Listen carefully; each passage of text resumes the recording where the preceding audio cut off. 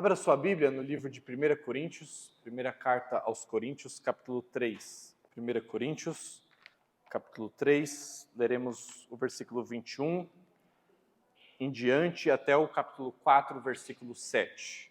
A palavra de Deus nos diz assim: Portanto, não se orgulhem de seguir líderes humanos, pois tudo lhes pertence. Paulo, Apolo, Pedro, o mundo, a vida e a morte, o presente e o futuro. Tudo é de vocês, e vocês são de Cristo, e Cristo é de Deus. Portanto, devemos ser considerados simples servos de Cristo, encarregados de explicar os mistérios de Deus. De um encarregado, espera-se que seja fiel. Quanto a mim, pouco importa como sou avaliado por vocês ou por qualquer autoridade humana. Na verdade, nem minha própria avaliação é importante. Minha consciência está limpa. Mas isso não prova de que estou certo. O Senhor é quem me avaliará e decidirá. Portanto, não julguem ninguém antes do tempo, antes que o Senhor volte, pois Ele trará à luz nossos segredos mais obscuros e revelará nossas intenções mais íntimas. Então Deus dará a cada um a devida aprovação. Irmãos, usei a mim mesmo e Apolo para ilustrar o que lhes tenho dito. Se aprenderem a não ir além daquilo que está escrito, não se orgulharão de um à custa de outro. Pois que direito vocês têm de julgar desse modo? O que vocês têm que Deus não lhes tenha dado? E se tudo que temos vem de Deus, por que nos orgulharmos como se não fosse uma dádiva? Essa é a palavra do nosso Deus. Qual o contexto em que esse texto que lemos foi escrito? Havia divisão na igreja de Corinto, a quem Paulo direciona essa carta.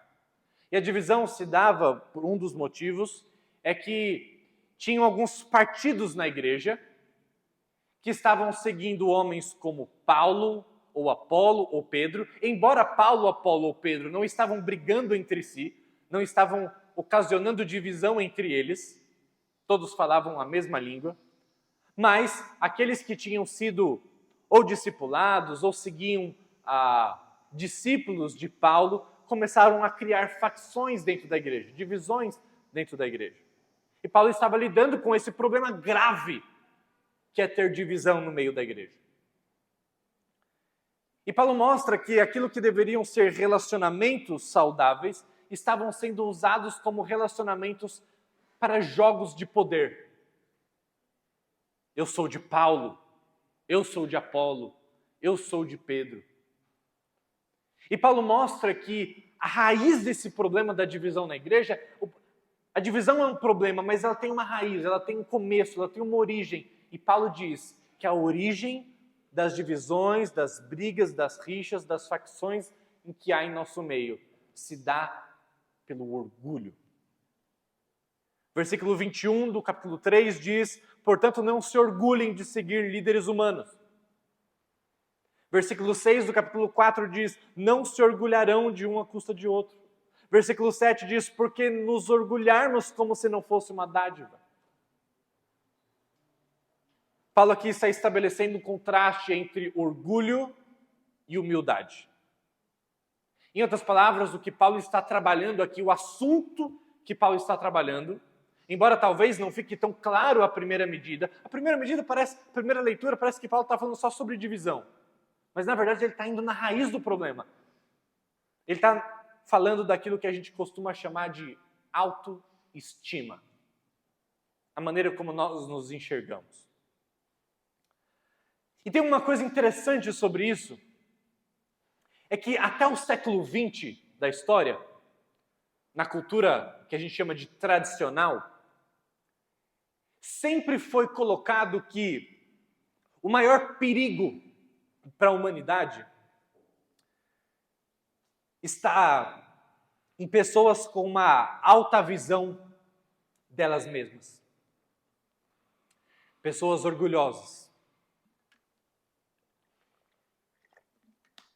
Pessoas com aquilo que a gente chama de alta autoestima. Pessoas assim são muito perigosas. Até o século XX falava-se em culturas tradicionais.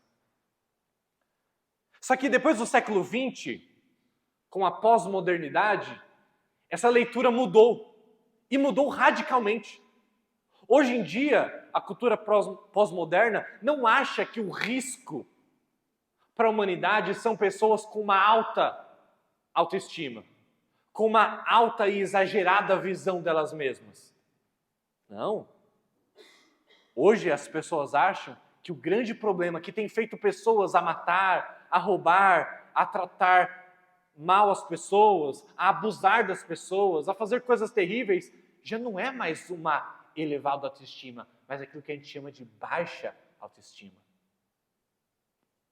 Quase como se fosse uma justificação para qualquer coisa que venha depois. Ah, mas a pessoa tem uma baixa autoestima.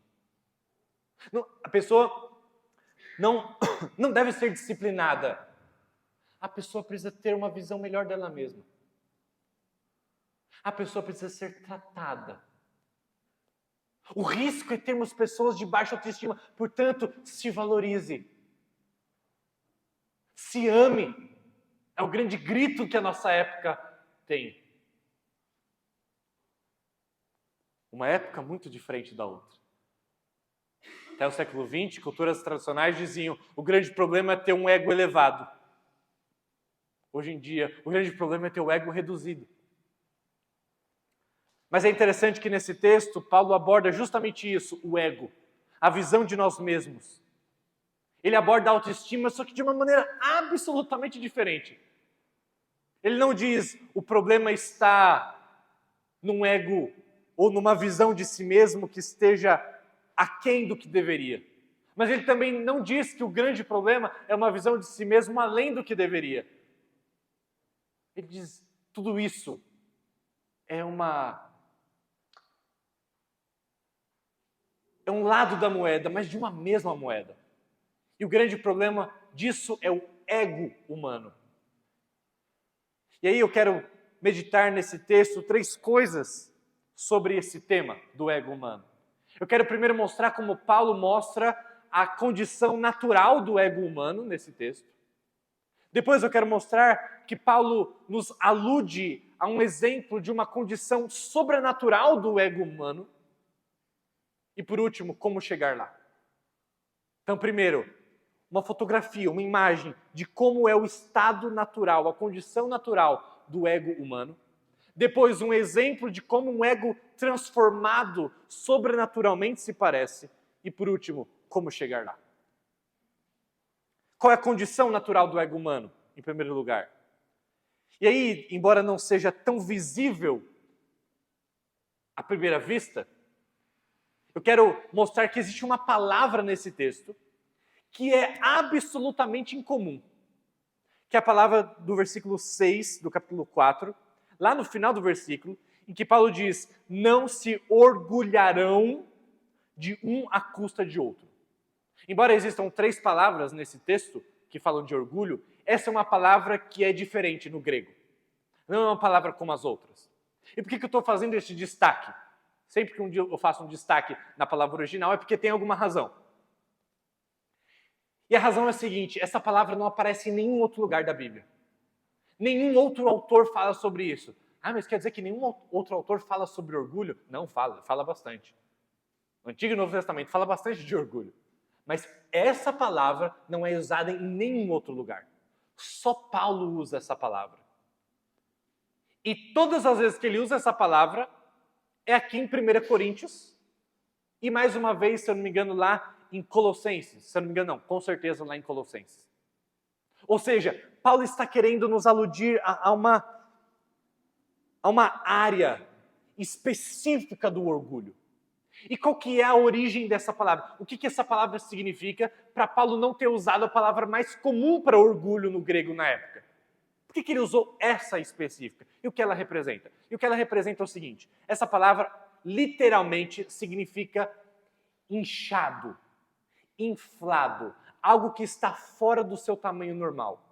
Geralmente usada para se tratar de algum órgão do corpo humano que estava distendido, que estava inflado, que não estava no seu tamanho normal. E Paulo pega essa palavra e fala sobre o nosso ego. O nosso ego está inflado. Ele está distendido. Ele está fora do seu tamanho adequado. E eu acredito que essa palavra, ela pode ela nos convida, da maneira como Paulo usa essa palavra, a pensar em certas características do ego humano. Pensando, de novo, Paulo pega uma palavra que não era usada nesse contexto e aplica nesse contexto. Um órgão que está fora do seu tamanho normal, distendido, inchado. Eu quero te convidar a pensar que o ego humano, à luz dessa ilustração por meio dessa palavra que Paulo usa, ele significa que o ego humano ele é vazio. Aqui alude a ideia de que no centro do ego humano, não importa o quão grande ele seja, no final das contas, lá dentro, só tem ar. É uma bexiga que você enche e está fora do seu tamanho normal, mas tudo que tem dentro ali é ar. É vazio, é nada. O ego humano é assim. Inegavelmente falta alguma coisa dentro de nós. Todo ser humano, de alguma forma ou outra, expressa isso. Existe algum vazio dentro de mim que eu tento preencher a todo custo, com coisas, com pessoas, com sonhos, com conquistas. O ego humano é vazio. E ele está distendido, mas tudo que existe dentro, ele não está preenchido. Ele só está cheio de ar. O ego humano também ele é dolorido, porque pense em um órgão que está fora do seu tamanho normal. Pense quando você tem uma inflamação de algum órgão. O que você sente? Dor. Um órgão fora do seu tamanho normal, ele sente dor. Já percebeu que nós só reparamos nas partes do nosso corpo quando elas estão com algum problema ou quando elas estão com alguma dor? Eu tenho certeza que você não chegou hoje aqui consciente do seu dedinho do pé. A não ser que você tenha chutado alguma coisa dura no caminho para cá e o seu dedo esteja latejando. Do contrário, você não lembra dele. Se está tudo bem com o seu ombro, você não lembra que ele existe. Se está tudo bem com a sua coluna, você não lembra que ela existe. Mas experimente ter uma dor de coluna aguda, experimente ter uma dor de ouvido aguda, uma dor de dente aguda, você não esquece. Ou seja, órgãos que chamam atenção para si são órgãos que têm alguma dor, que têm algum problema, não estão saudáveis. A conclusão disso tudo é que existe alguma coisa muito errada com o nosso ego. Porque o tempo todo ele está chamando a atenção para si. O tempo todo. O ego humano está profundamente dolorido. Estamos sempre preocupados com a nossa aparência, com o nosso desempenho, em como estamos sendo tratados pelas pessoas. Nós nos sentimos feridos o tempo todo. Nós dizemos, os meus sentimentos foram machucados, estão feridos. E nós fazemos isso porque existe algo errado com a nossa identidade, com o nosso ego. O ego humano está dolorido e por isso ele chama atenção para si o tempo todo. Mas existe ainda uma outra coisa interessante quando Paulo usa essa palavra não se orgulharão. Lembra a palavra para inchado, distendido, fora do seu tamanho normal. Ele diz, não se orgulharão de um à custa de outro. Ou seja, o que Paulo está falando é que o nosso ego doentio, o nosso orgulho, ele está sempre relacionado a um ambiente de comparação. Por isso que ele diz, um à custa de outro. E olha que interessante, é exatamente isso que acontece. C.S. Lewis, aquele que escreveu O Leão, a Feiticeira e o Guarda-Roupa, né, as Crônicas de Nárnia, um dos livros dele, ele escreve o seguinte, eu vou ler na íntegra um parágrafo que C.S. Lewis escreve sobre o orgulho como comparação. Preste atenção.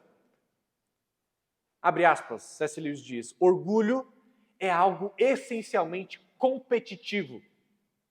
O orgulho não sente prazer em ter algo. O orgulho apenas tem prazer em ter mais do que outra pessoa. Você pode pensar que tem orgulho de ser bem-sucedido, de ter orgulho de ser inteligente ou bonito, mas na verdade você não tem prazer nessas coisas. Você tem orgulho de ser mais bem-sucedido do que outra pessoa. Você tem orgulho de ser mais inteligente ou mais bonito do que as outras pessoas. E quando você está na presença de pessoas que são mais bem-sucedidas, mais inteligentes, mais bonitos do que você perde todo o prazer que você achava que tinha. Porque realmente você não tinha prazer naquilo, a não ser em ser mais ou ter mais do que as outras pessoas. Você estava orgulhoso disso. Orgulho é ter mais do que outra pessoa. Orgulho é prazer de ser mais do que outra pessoa. E ele vai fazer uma comparação interessante. Ele vai dizer, a luxúria é quando um homem, por exemplo, se deita com uma mulher bonita pelo desejo de ter prazer com ela. É um pecado, luxúria. Mas C.S. Lewis diz, pelo menos, esse homem ainda está tendo prazer com aquela mulher. Mas ele diz, o orgulho, o homem se deita com uma mulher bonita só para provar que ele pode aos outros. Já não existe mais prazer nela. Todas as relações, todos os bens e todas as coisas servem apenas na comparação de uns com os outros para que eu me sinta superior. Percebe que existe alguma coisa muito errada com o nosso ego? Existe alguma coisa muito errada. O nosso ego está fora do seu tamanho normal. Ele é comparativo em essência. Ele é dolorido. Ele é vazio. E ele é frágil. Qualquer órgão que esteja superinflado, ele está prestes a estourar. Se você está inflado e não preenchido, se não existe algo sólido dentro de você, então estar inflado e desinflado é a mesma coisa. Ter um complexo de superioridade ou de inferioridade são lados de uma mesma moeda. Ambos são resultados de um ego extremamente doentio. E Paulo diz, esse é o exemplo da condição humana. Vocês estão querendo se orgulhar um às custas do outro. E é por isso que existem divisões no meio de vocês. É por isso que a igreja está dividida. Porque vocês estão se comparando o tempo todo. Porque vocês estão doloridos o tempo todo. Ai, tal pessoa olhou torto para mim. Ai, tal coisa aconteceu. Existe um exemplo muito interessante, uma ilustração do que Paulo está falando aqui. Alguns anos atrás, a Madonna, cantora Madonna, deu uma entrevista muito interessante. E nessa entrevista ela diz o seguinte: meu primeiro impulso na vida, aquilo que me motiva a cantar e a fazer o que eu faço, é um medo de ser medíocre. Ela dizia na entrevista. Eu tenho um pavor de ser medíocre. E isso está sempre me pressionando. E quando eu acho que eu superei esse feitiço, e quando eu acho que eu já provei suficiente, que eu tenho valor, que eu não sou medíocre, de que de fato eu sou alguém, ela diz, então de repente me vem a ideia que eu preciso manter isso. Que eu preciso manter a imagem de que eu sou alguém. E me volta a frustração e o medo. E a realidade de que a minha luta não terminou. E ela diz, e talvez nunca terminará. Alguém aqui tem tanto sucesso, dinheiro ou beleza quanto a Madonna? E ela disse, eu passei a vida sendo impulsionada por esse senso de encontrar valor em mim mesma, em provar para mim e para os outros que eu sou alguém. Mas mesmo depois de chegar no topo do mundo, eu continuo sentindo essa necessidade. E eu acho que eu vou sempre sentir. Um relato de alguém que não foi preenchida. E entendam, eu não estou criticando a Madonna. Eu acho, na verdade, que ela tem uma autocompreensão melhor do que muitos de nós. Mas reflete que o nosso ego é insaciável. O nosso ego é um buraco negro que suga todas as coisas e jamais é saciado. E Paulo está mostrando, então, o estado do ego humano. E mostrando que todo o orgulho estava promovendo a divisão naquela igreja. E ele vai mostrar uma alternativa a esse orgulho na sua vida. E aí, preste atenção. Agora você vai imaginar que Paulo vai usar uma história de uma outra pessoa. Porque quem é humilde de verdade não conta sobre a sua vida. Não é? Ou é? Porque Paulo vai usar um exemplo próprio. Não parece alguma coisa de alguém humilde, né? Se eu vou elogiar alguém, ou algo, ou vou dar um exemplo bom em alguma coisa, não é certo para nós que eu tenho que falar de outra pessoa? Não parece que isso é ser humilde? Mas Paulo vai falar, peraí, existe uma alternativa para o orgulho de vocês. E ele fala dele. Que estranho. Olha o versículo 1 do capítulo 4. Portanto, devemos ser considerados simples servos de Cristo, encarregados de explicar os mistérios de Deus, de um encarregado espera que seja fiel. Bom, em primeiro lugar, ele está falando, olha, lembra a questão é de Paulo, Pedro e Apolo, tá? Os líderes. Ele está falando, olha, gente, a gente só tem que se preocupar em ser considerado simples servo. É isso. Agora, existe alguma coisa interessante aqui. Por um lado, a gente pensa que Paulo está aqui sendo uma referência de baixa autoestima. Porque ele está falando simples servo, e a palavra aqui é escravo, da pior patente, ok? Essa é a palavra no grego que Paulo está usando. Escravo da pior patente. Ele está dizendo, olha, importa que nós sejamos considerados assim. Ah, Paulo, baixa autoestima, Paulo. Parece à primeira vista. Parece que Paulo tem uma visão baixa dele mesmo. Mas logo em seguida ele diz, servos de nada mais, nada menos do que de Cristo. O maior e mais importante Senhor. Estava conversando com alguém essa semana e a pessoa estava me falando que para quem ela já trabalhou. Ela estava falando com muito orgulho e alegria de falar, sabia que eu já trabalhei para tal pessoa? Ou seja, ainda que ela fosse uma empregada de tal pessoa, aquilo era motivo de orgulho para ela. Trabalhar para alguém tão importante assim. Paulo está dizendo, eu sou um servo, eu sou um escravo da mais baixa patente, mas de Cristo. E mais, ele continua dizendo que encarregado de explicar os mistérios de Deus. Ou seja, eu tenho poder de trazer revelação de coisas por séculos ocultas. Percebe? Ao mesmo tempo que parece baixa autoestima, ao mesmo tempo parece alta autoestima. Mas na verdade não é uma coisa nem outra, é algo totalmente diferente. Versículo 3 ele diz, quanto a mim, pouco importa como sou avaliado por vocês ou por qualquer autoridade humana. Percebe? Ele está falando de quem? Dele mesmo. Pouco me importa. Ele acabou de falar do orgulho dos outros e agora ele está falando, olha, deixa eu dar um exemplo de humildade. E ele se usa como exemplo, que coisa louca. Mas ele está falando, gente, olha o que Deus está fazendo na minha vida. E isso é algo sobrenatural. E o que ele está fazendo aqui? Eu quero gastar mais tempo agora falando sobre isso. A palavra avaliado, talvez na versão que você tem aí, talvez esteja a palavra julgado. Pouco importa como eu sou julgado por vocês, ou pouco importa como eu sou avaliado por vocês. Essas palavras significam veredito. É aquilo que a Madonna procurava. Madonna queria um veredito de que ela era alguém, que ela era importável. Paulo está dizendo assim, o meu veredito não vem de vocês. O meu julgamento final não vem de vocês. Não são vocês que definem o meu valor ou a minha identidade. Não são vocês. A nova identidade obtida no Evangelho me faz com que eu não precise de você para definir o meu valor. Eu não me importo com o veredito de vocês. Minha identidade não depende do que as pessoas pensam de mim. E de novo, parece que Paulo não sofre de baixa autoestima aqui. Porque quem fala assim, olha, eu não ligo porque você pensa de mim, parece alguém que tem a estima elevada. Não importa o que você pensa dela. Ok, Paulo, qual é o segredo então para pelo menos não ter uma baixa autoestima?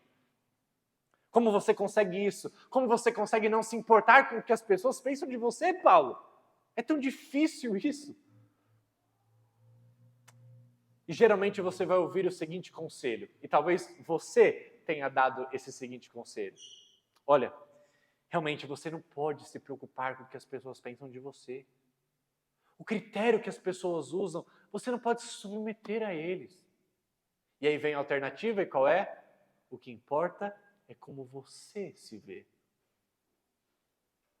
O que importa não são os critérios que as pessoas querem jogar sobre você, o que importa são os seus critérios. O que importa é como você se vê. Todo mundo me acha burro na escola. Mas filho, como você se vê? O importante é você se ver inteligente. Todo mundo me acha feio. Filho, mas você se vê como bonita? Aprenda a se ver assim. E geralmente a gente tem dado esse conselho. Mas Paulo diz, não é assim. Na verdade, Paulo diz no final do versículo 3, nem a minha própria avaliação é importante. Ou seja, ele não cai de um lado, mas ele também não cai do outro. Ele não diz, são vocês, meu público, que são os responsáveis por alimentar o meu ego, definir quem eu sou, me avaliar, me dar um veredito de que de fato eu sou alguém. Não. Mas ele também não diz, o que importa é a maneira como eu me vejo. É o que eu falo para mim diante do espelho, você é o cara. Ele não faz isso. Ele diz, não importa o que vocês pensam de mim, mas não importa como eu me avalio. Não importa o veredito que eu dou para mim mesmo. Isso é igualmente nulo, sem importância. Paulo não cai no erro, na armadilha da baixa autoestima, mas ele também não cai no erro da alta autoestima. Paulo reconhece a sua influência, Paulo diz várias vezes o que a graça de Deus fez por seu intermédio. Paulo reconhece isso. Paulo reconheceu as suas qualidades. E geralmente, humildade para a gente é não reconhecer qualidades, não é? Não tem nada a ver com humildade. Isso aí chama ingratidão. Quando Deus te dá uma habilidade, quando Deus te dá isso, é sempre para o serviço, e você não reconhece, tentando ser humilde, na verdade você tem sido ingrato para com o que Deus te deu. Isso não tem nada a ver com humildade. Paulo reconheceu as qualidades que Deus tinha dado para ele. Mas, ao mesmo tempo, o mesmo Paulo, dizendo para Timóteo no final da sua vida, ele diz, Timóteo, eu sou o pior dos pecadores. Como não faz sentido isso para a gente? Como que alguém pode ser tão honesto a respeito dos seus pecados e da sua condição espiritual, a ponto de dizer que ele é o pior dos pecadores, ou seja, sincero, transparente, mas ao mesmo tempo tão confiante? Parece que são coisas, ou uma coisa ou outra. Ou você é consciente dos seus pecados, ou você é confiante. Parece que as duas características não caminham juntas. Mas Paulo está demonstrando claramente que existe alguma transformação tão radical que o Evangelho produz em nossas vidas, que eu posso ter uma alta compreensão dos meus pecados e, ao mesmo tempo, uma confiança tão grande que eu posso ser usado por Deus para abençoar a vida de muita gente.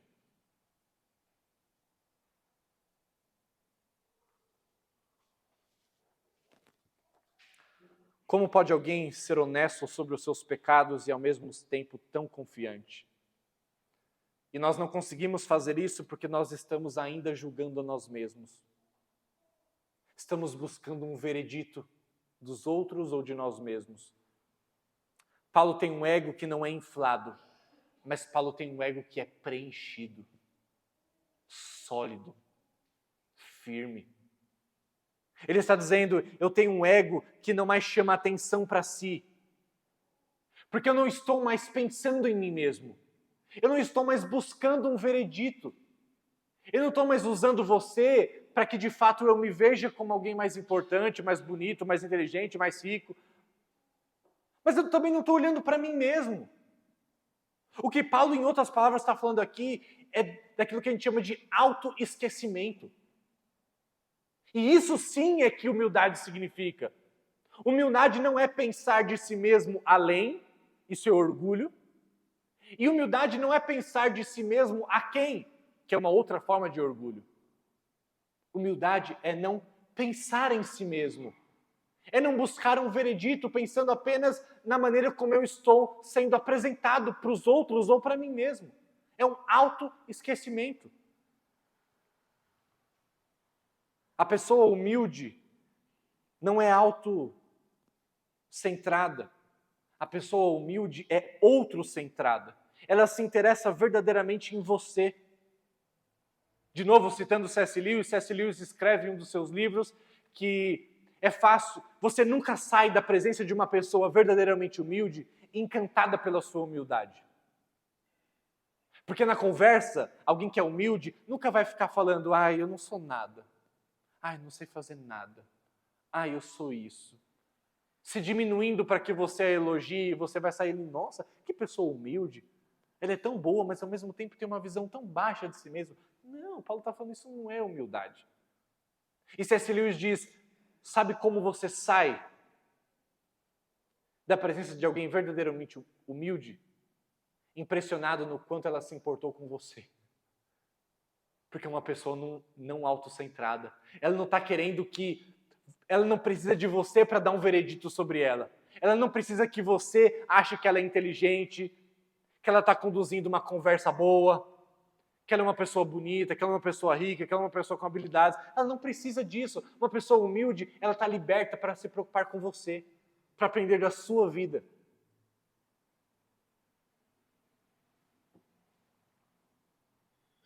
Humildade é não ficar pensando como eu estou. Como as pessoas estão me vendo? Será que eu estou parecendo inteligente o suficiente? Será que eu estou bonito? Será que eu tenho demonstrado todo o dinheiro que eu acumulei na minha vida e tenho comprado coisas legais? Mas, gente, como isso é difícil. Tem um exemplo que aconteceu comigo há anos atrás, que eu reparei pela primeira vez o quanto a batalha pela humildade é um negócio complicado. Acho que era a primeira vez que eu tinha sido convidado a pregar no primeiro seminário que eu fiz. Tinha muita gente, meus professores todos estavam lá, meus colegas todos estavam lá. Tinha mais de 300 pessoas no auditório. Eu já passei a semana inteira com medo. Mas tentando trabalhar isso, uma das coisas que eu estava pensando é que todos que iam lá pregar se vestiam com muita elegância. Na minha cabeça, muito moldado por o texto de João Batista, quando ele diz que importa que Cristo cresça e eu diminua. Muito latente na minha cabeça eu disse, não vou me render a isso. Vou me vestir com simplicidade. Porque eu não quero chamar atenção para mim. E eu achava que eu estava exalando espiritualidade e humildade. Até que alguém muito mais sábio e maduro do que eu, um amigo, disse para mim, cara, você não consegue se ver, não? Foi, o que eu não consigo ver? Tanta humildade? Cara, você está tão preocupado e talvez até mais do que as outras pessoas que se vestem bem. Porque você ainda está preocupado com o veredito. Você ainda está preocupado com o que as pessoas vão pensar de você. Você ainda está preocupado se as pessoas vão pensar que você é humilde ou não.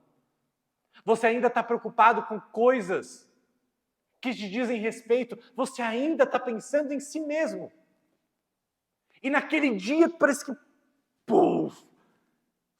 explodiu minha mente. Eu fiquei, estava diante dos meus olhos o tempo todo e eu não via. Tentando fugir de uma aparência de orgulho, eu estava olhando ainda para mim mesmo. E todas as tentativas, parece que nós temos nessa vida, de tentar fugir de alguma aparência, a gente ainda está se preocupando com a aparência. E a gente ainda está olhando para nós mesmos. Como o nosso ego é doentio. Como ele quer chamar atenção para si mesmo o tempo todo. Seja se vestindo bem ou se vestindo muito mal. Precisamos da bênção do autoesquecimento. E autoesquecimento não é odiar a si mesmo, mas também não é amar a si mesmo.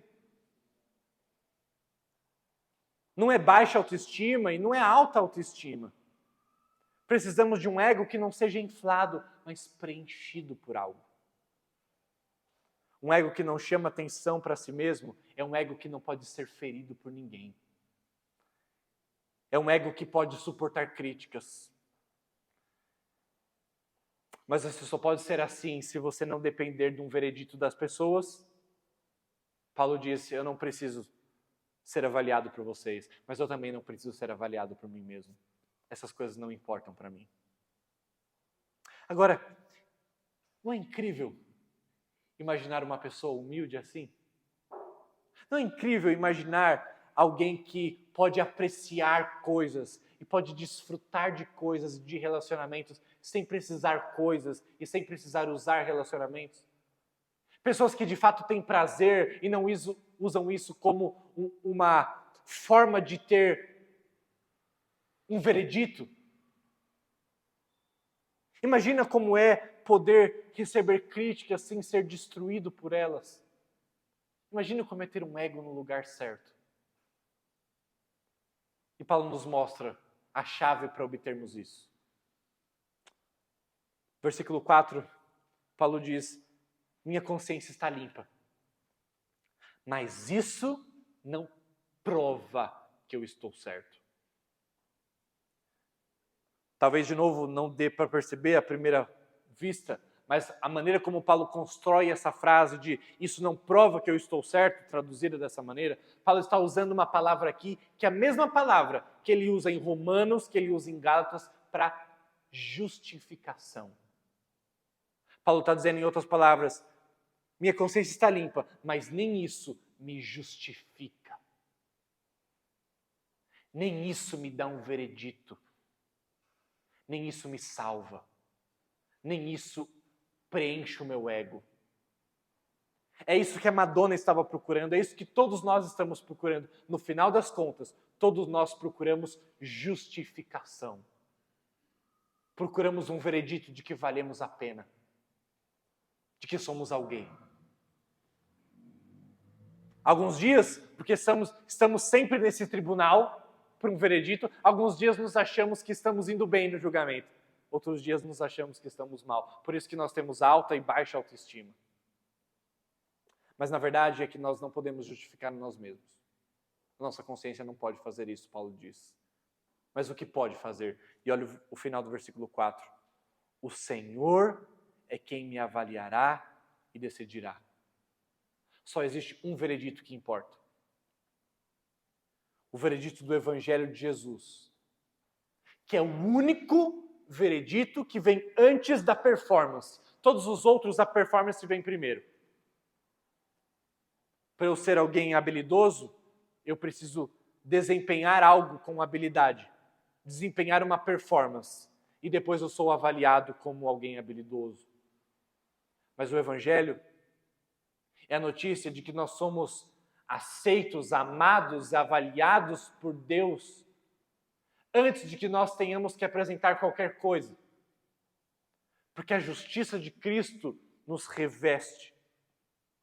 E, portanto, somos amados e, posteriormente, somos chamados a viver de acordo. Mas nunca o contrário. Deus nos ama, nos aceita.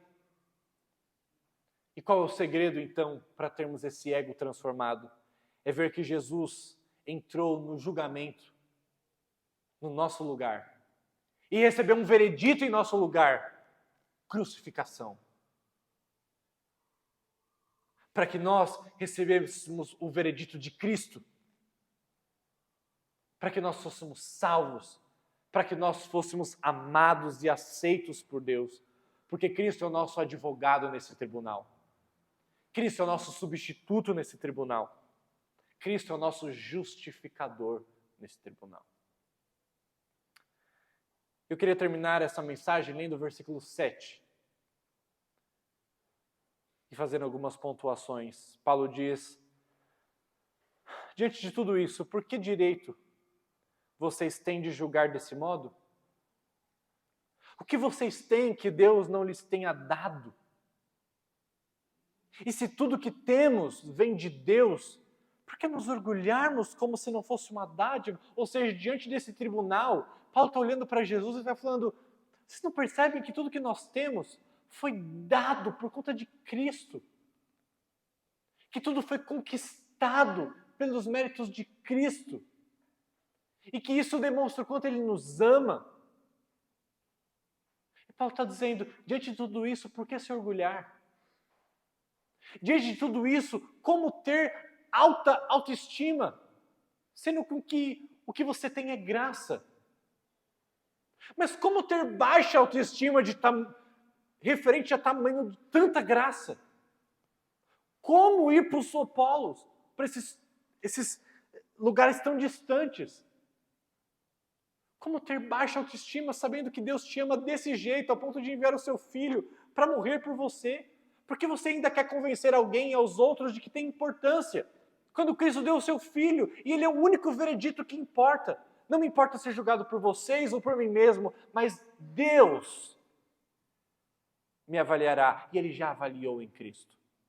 Como ter baixa autoestima? Mas como ter alta autoestima? Como ter orgulho aos pés da cruz? Sendo que a cruz expõe toda a nossa maldade, todo o nosso egoísmo, todo o nosso ego distorcido e vazio. O julgamento para nós acabou. E precisamos, meus irmãos, e esse é o segredo, nos lembrar disso todos os dias.